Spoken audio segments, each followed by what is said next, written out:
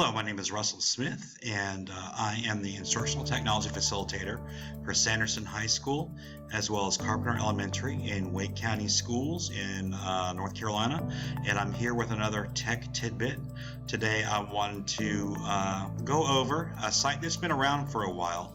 It allows for people to create interactive polls that people such as students or teachers can submit answers to and interact with. The site is called PollEverywhere, www.PollEverywhere.com, PollEverywhere.com. It's free to sign up. You can pay for more features, but the free account's pretty powerful as well. I've already created an account, but for you to create an account, all you need to do is click log in right here. So I've logged into my PollEverywhere account. You can see that my screen name is right here, Russell Smith 831. It's going to assign you a screen name for your polls after you create your account.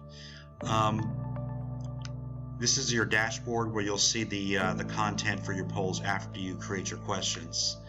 But we don't have a poll yet, so we're going to go ahead and create our first poll by clicking Create Your First Poll. So the first question could either be a question or it can be a survey. So the question could be,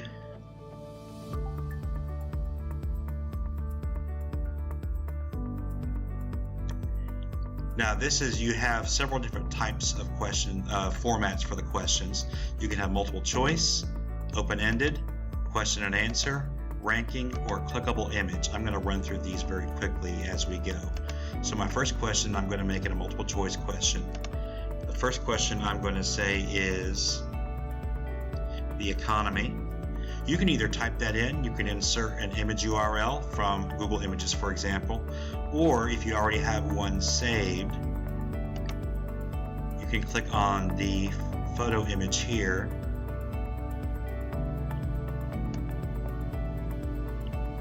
and browse to a folder that you have your pictures saved in.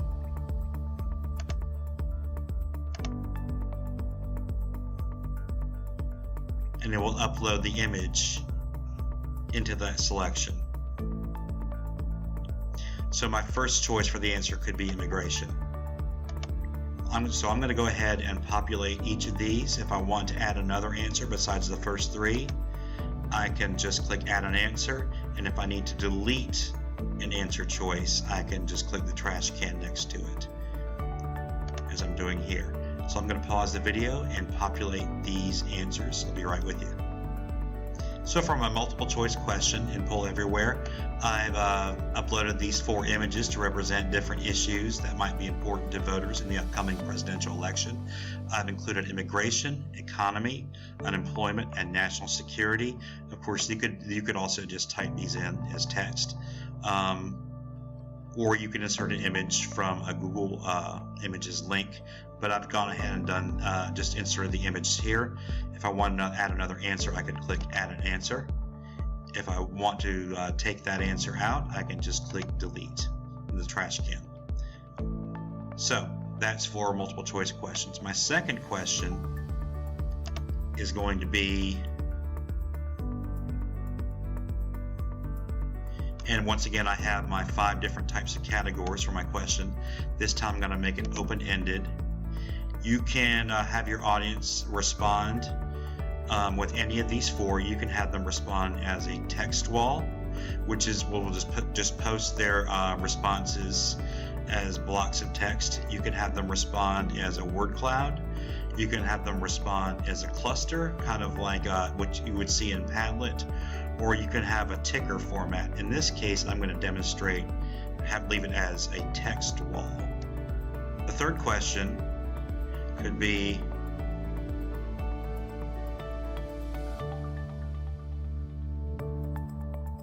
I'm going to make this a ranking this time. You can enter text. You could also enter a URL for an image. In this case, I'm going to upload images I've downloaded for local ACC universities.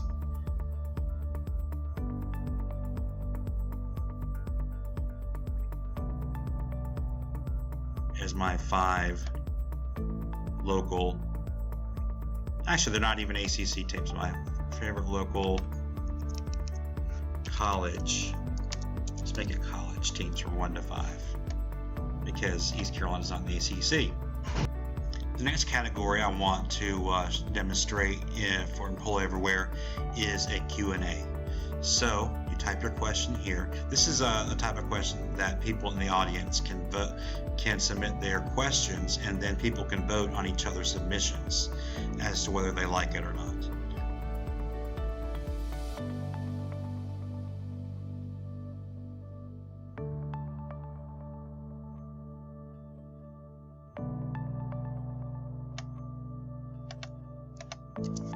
Click on the map. So for clickable images, they have templates that are available to you, going from a world map to the United States map, or a grid, or faces, or a swatch, or all kinds of things that you can import, or you can select your own image, upload your own image. But I'm going to go ahead and just click the world map for this one. It inserts the map, and so when we actually get a chance to participate in the poll, you'll be able to click on the area of the world that you are born in. Now, the thing is, you want to be able to keep track of where people are clicking in, perhaps, or to take results. So what you can do is you can create regions to identify different parts of the world. So for example, if I want to have one region to be North America, I can create the region and then edit the name by clicking the pencil. So we have North America. I click on the map again, expand it to include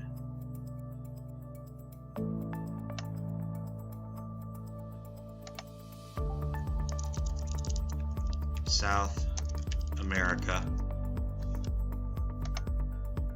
and so on. You could do this for each continent that's represented on the map. So when I'm done, I click Create.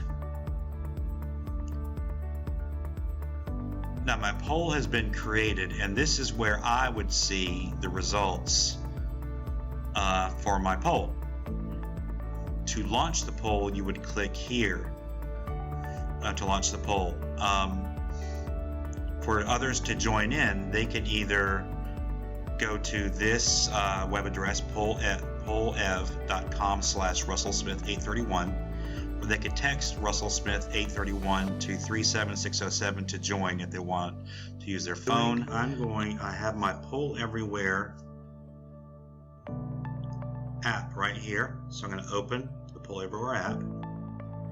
I'm going to choose I'm presenting, and to join the presentation, I can click here.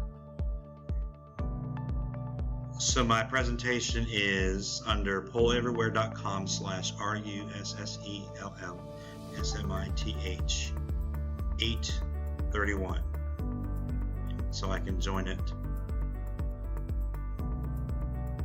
Okay, so now it is ready for me to view. On my other laptop over here, I'm going to launch my first question. So which of these issues is most important to you in the upcoming presidential election? You can respond only once.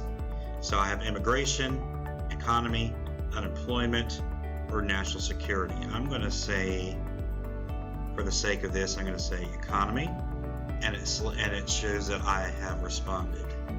So I'm going to launch my next question. Who is the most inspirational person in your life? All right, so I've submitted my response for the second question. I'll submit it now. And you can see it appear, my response appear below where I entered it.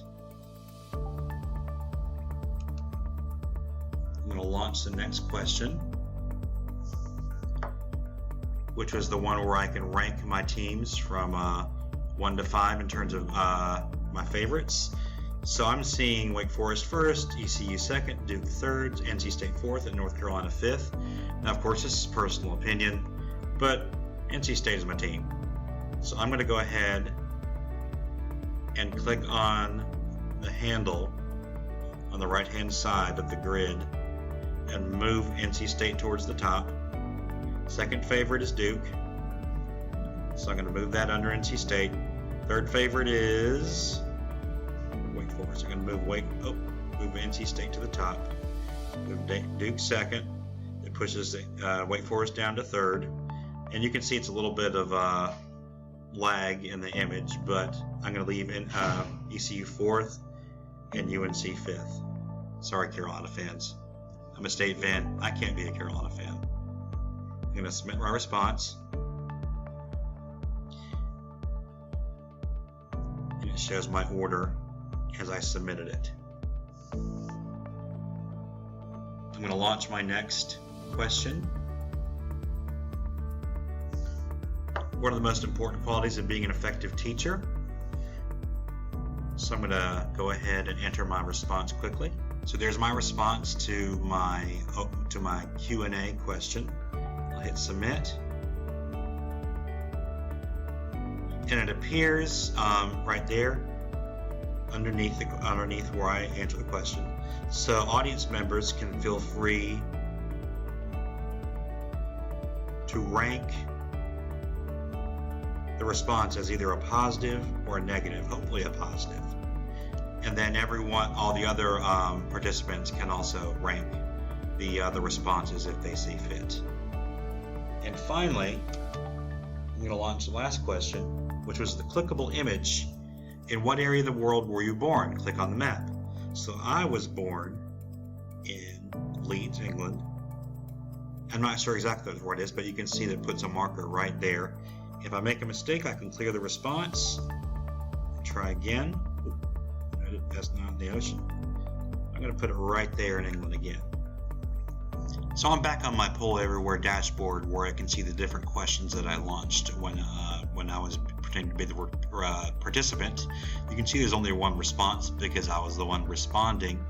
For each question, you see that you can share the question, edit it to improve it or make changes, or you can duplicate it and make some different modifications to the question if you want to make the question the same but slightly different for another poll. To launch it, you would click here to launch it so other devices can see it. You can see that I chose economy. For inspirational people, I was the only one who responded, so that's how it would appear on the text wall. If other people responded as well, you'd see them listed on the wall as well. Here's my information for my poll, for my preference poll, my ranking poll. What it would do is it would take the average of those of the responses for those 5 teams. For my Q&A question about most important qualities of being an effective teacher, this is the response that I submitted. Of course, if more people participated, there'd be more responses. And finally, for my question about the clickable image, you can see that I had my 2 regions for North America and South America here, and there's my my marker for where I put where I was born. You'll notice that for your response, you can adjust the visual settings for your display. You can choose to hide regions if you want, or show them. You can choose to hide the markers or show them. You can lock a poll question if you want to prevent responses to a particular question. You can clear the poll results. You can make the poll full screen, and then you can also advance to the next poll if you had another poll available, or to the first question of the poll that you created.